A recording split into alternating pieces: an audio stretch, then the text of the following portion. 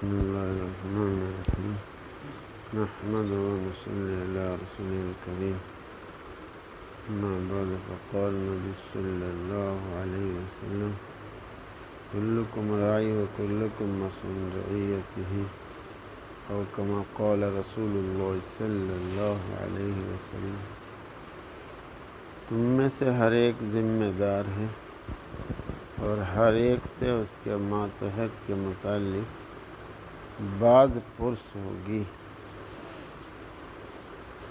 گھر میں ابا بھی ذمہ دار ہے، ماں بھی ذمہ دار ہے، بیٹا بھی ذمہ دار ہے، خادم بھی ذمہ دار ہے، غلام بھی ذمہ دار ہے، آقا بھی ذمہ دار ہے۔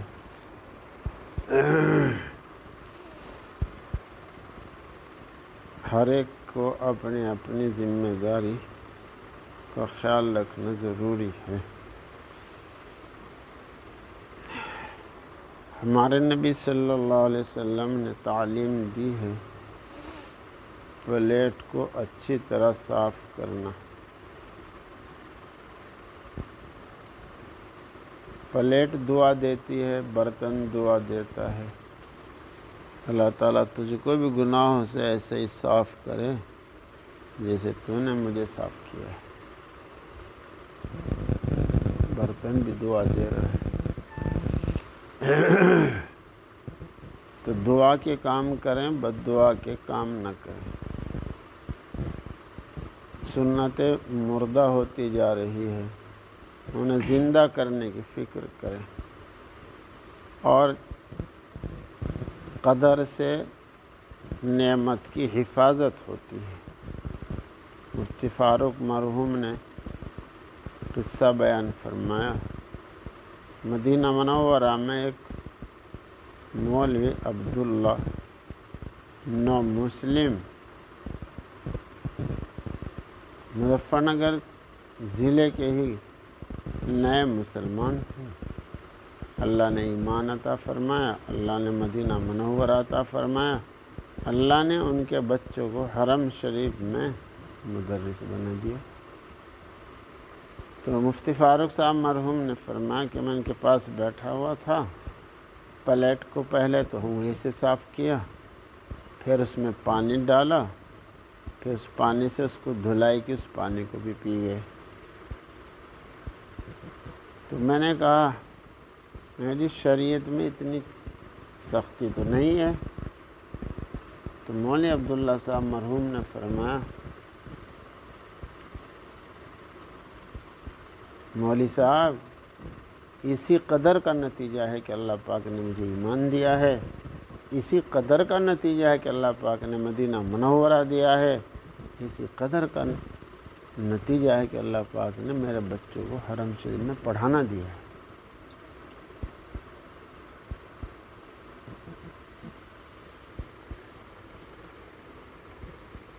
تو اللہ پاک نے جو نعمتیں دے رکھی ہے ان کی قدر کریں۔ جن کے گھروں میں راشن ختم ہو رہا ہے ان سے معلوم کرو کیسے اپنی زندگی گزار رہے ہیں۔ تو بعض مرتبہ دیکھا جاتا ہے بھائی نالیوں میں چاول پڑے ہوئے ہیں۔ بھائی دوستو یہ تو بڑی ناقدری کی بات ہے بھائی، کوئی بھی کسی بھی گھر میں ایسا نہیں ہونا چاہیے۔ پلیٹ کو اچھی طرح صاف کر لیں، تنبیہ میں سے اچھی طرح نکال لیں۔ کوئی کھانا چاہے تو کھا لے، نہ کھانا چاہے تو اوپر ڈال دے، مکان کے اوپر جانور کھا لے۔ حضرت تھانوی رحمۃ اللہ علیہ ریل گاڑی میں سفر فرما رہے تھے، ایک نواب صاحب بھی ساتھ میں تھے۔ انہیں دسترخوان لگا، سیٹ پر ایک بوٹی نیچے گر گئی تو نواب صاحب نے چپکے سے اس کو سیٹ کے نیچے سرکا دیا۔ حضرت تھانوی رحمۃ اللہ علیہ تو حکیم الامت تھے، انہوں نے دیکھا اندیکھا کر دیا۔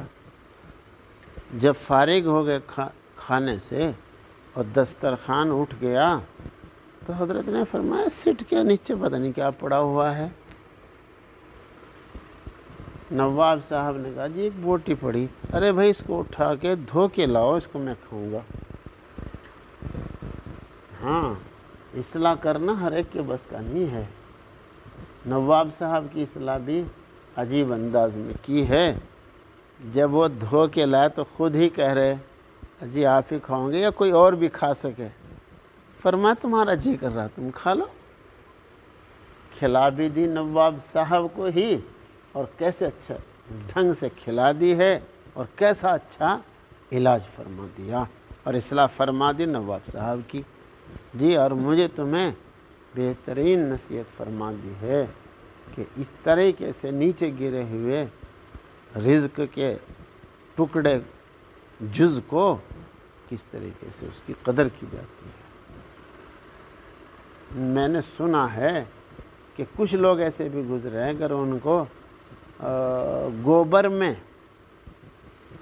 گیہوں کا دانہ نظر آ گیا تو اس کو وہاں سے نکال لیا۔ اب تو نہیں یہ باتیں سمجھ میں آتی، یہ اس وقت کی باتیں ہیں جب لوگوں کے گھروں میں چولہے نہیں چلتے تھے، اب نہیں سمجھ میں آتا ہے۔ امام حرم نے تقریر فرمائی، خطبہ جمعہ کا خطبہ دیا اور اس میں فرمایا عرب والے ہوش کر لو، ایک وقت وہ تھا کہ شمالیہ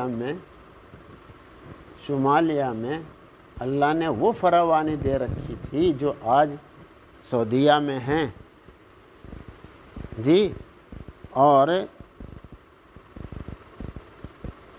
یہاں فقر و فاقہ تھا، اور شمالیہ میں جو ہے وہ خوب فراوانی تھی جس طرح سعودیہ میں ہے، اور اس وقت سعودیہ میں فقر و فاقہ تھا۔ ہوش کر لو، وہاں آج بھی وہ فتویٰ لکھا ہوا رکھا ہے شمالیہ میں کہ بھائی تمہارے صدقات فطرات کے مستحق سعودیہ ہے، وہاں بھیجو اور نہ قدری نہ کرو، کبھی تم پکڑے جاؤ۔ آج معاملہ برعکس ہو گیا ہے، تم نہ قدریاں کر رہے ہو رزق کے جی، تم جو ہے وہ کچھ لوگ تو روٹی کو ترس رہے ہیں اور تم کوڑے میں ڈال کر ہنس رہے ہو۔ کتنا رزق تم لوگ، امام حرم کہہ رہے تھے، کتنا رزق تم لوگ کوڑے میں کچرے میں پہنچا رہے ہو۔ کہیں ایسا نہ ہو جائے کہ جس طرح شمالیہ میں مالداری تھی اب فقیری آ گئی ہے، تمہارے یہاں فقیری تھی مالداری آ گئی، کبھی پھر معاملہ پلٹ گیا۔ تو اس لیے بھائی دوستو قدر کریں، سب اپنے اپنے یہاں قدر کریں، اپنے اپنے گھروں میں، اپنے اپنے دسترخوانوں پہ، اپنے اپنے برتنوں میں نگرانی کریں، ایک ایک دانے کی نگرانی کریں۔ اللہ تعالیٰ توفیق عطا فرمائے۔